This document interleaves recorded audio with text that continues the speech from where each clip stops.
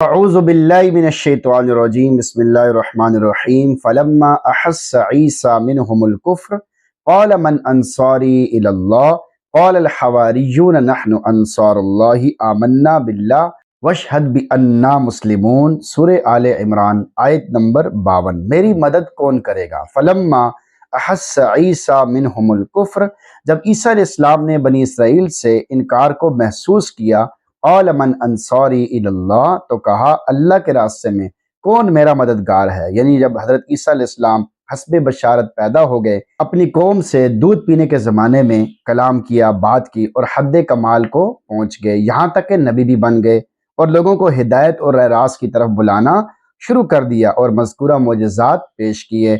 یہودیوں نے بجائے اس کے کہ آپ کی تصدیق کرتے اور آپ پر ایمان لاتے، الٹا آپ کے مخالف ہو گئے، حتیٰ کہ آخر کار آپ کے قتل کرنے کے درپے ہو گئے۔ حضرت عیسیٰ علیہ السلام نے اپنی ہر کوشش تبلیغ کے باوجود جب واضح طور پہ دیکھ لیا اور انہیں یقین ہو گیا کہ یہ لوگ کفر پر اڑے ہوئے ہیں اور میرے قتل کے درپے ہیں، تو آپ نے اپنے مخصوص احباب کو اپنی مدد نصرت کی دعوت دی اور فرمایا کہ کون ہے جو اللہ کے لیے میرا ساتھ دے اور دین کو پھیلانے میں میری مدد کرے۔ قال الحواریون نحن انصار اللہ، حواریوں نے کہا کہ ہم اللہ کے دین کی مدد کرنے کے لیے تیار ہیں۔ قال الحواریون نحن انصار اللہ، حواریوں نے کہا کہ ہم اللہ کے دین کی مدد کرنے کے لیے تیار ہیں، یعنی حضرت عیسیٰ علیہ السلام کے مخصوص دوستوں نے کہا کہ ہم اللہ کے مددگار ہیں۔ اللہ کی مدد کرنا یہی ہے کہ اس کے دین، آئین اور پیغمبروں کی مدد کی جائے، جس طرح انصار مدینہ نے اپنے پیغمبر صلی اللہ علیہ وسلم اور دین حق کی مدد کر کے دکھلائی۔ آمنا باللہ، ہم اللہ پر یقین لائے، یعنی اس بات پر یقین لائے کہ اللہ ایک ہے، بے نیاز ہے، نہ اس نے کسی کو جنا ہے نہ ہی اس کو کسی نے جنا ہے، اس کا کوئی شریک نہیں ہے اور وہی ہر چیز کا خالق ہے اور ہر چیز پر قدرت رکھتا ہے۔ واشہد بأننا مسلمون، اور آپ گواہ ہو جائیں کہ ہم فرمانبردار ہیں، یعنی ہم اللہ پر ایمان لے آئے۔ اور اے عیسیٰ علیہ السلام، جس روز انبیاء علیہم السلام اپنی اپنی امتوں کی موافقت یا مخالفت کی گواہی دیں گے، آپ ہمارے فرمانبردار ہونے کی گواہی دے دینا۔ نقطہ حواری کہنے کی وجہ مشہور یہ ہے کہ پہلے دو شخص جو حضرت عیسیٰ علیہ السلام کے تابع ہوئے دھوبی تھے اور کپڑے صاف کرنے کی وجہ سے حواری کہلاتے تھے۔ حضرت عیسیٰ علیہ السلام نے ان کو کہا کہ کپڑے کیا دھوتے ہو، او میں تم کو دل دھونے سکھا دوں۔ وہ ساتھ ہو لیے، پھر ایسے سب ساتھیوں کا یہی لقب پڑ گیا۔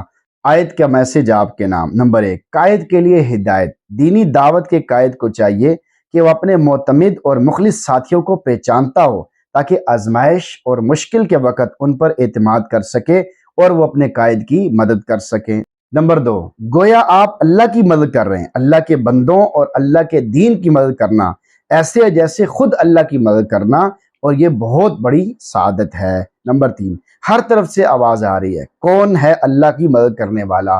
دین کی قسم پرسی دے کر یوں محسوس ہوتا ہے کہ آج ہر طرف سے آواز آ رہی ہے، من انصاری الی اللہ، اور خوش قسمت ہیں وہ لوگ جو اپنے قول و عمل سے جواب دے رہے ہیں، نحن انصار اللہ، ہم اللہ کے مددگار ہیں۔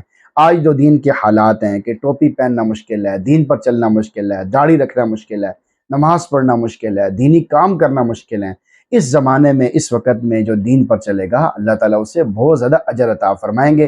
اس زمانے میں جو سنت کو زندہ کرے گا اسے 100 شہیدوں کے برابر ثواب ملے گا، اس وجہ سے کہ یہ فتنے کا دور ہے، گمراہی کا دور ہے، بے حیائی کا دور ہے۔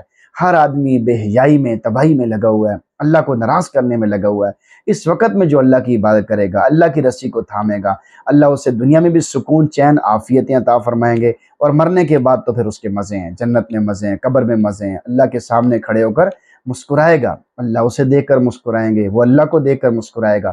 تو یہ زندگی اللہ ہم سب کو نصیب فرمائے، دنیا میں بھی سکون ملے گا۔ جن لوگوں کے پاس دنیا کی ہر چیز موجود ہے، آسائش ہیں، مکان ہیں، بنگلے ہیں، گاڑیاں ہیں، سب کچھ ہے، لیکن اگر نماز نہیں ہے، قرآن نہیں ہے، دین پر عمل نہیں ہے، تو یہ کک کے سوا کچھ نہیں ہے، یہ کچرے کے سوا کچھ نہیں ہے۔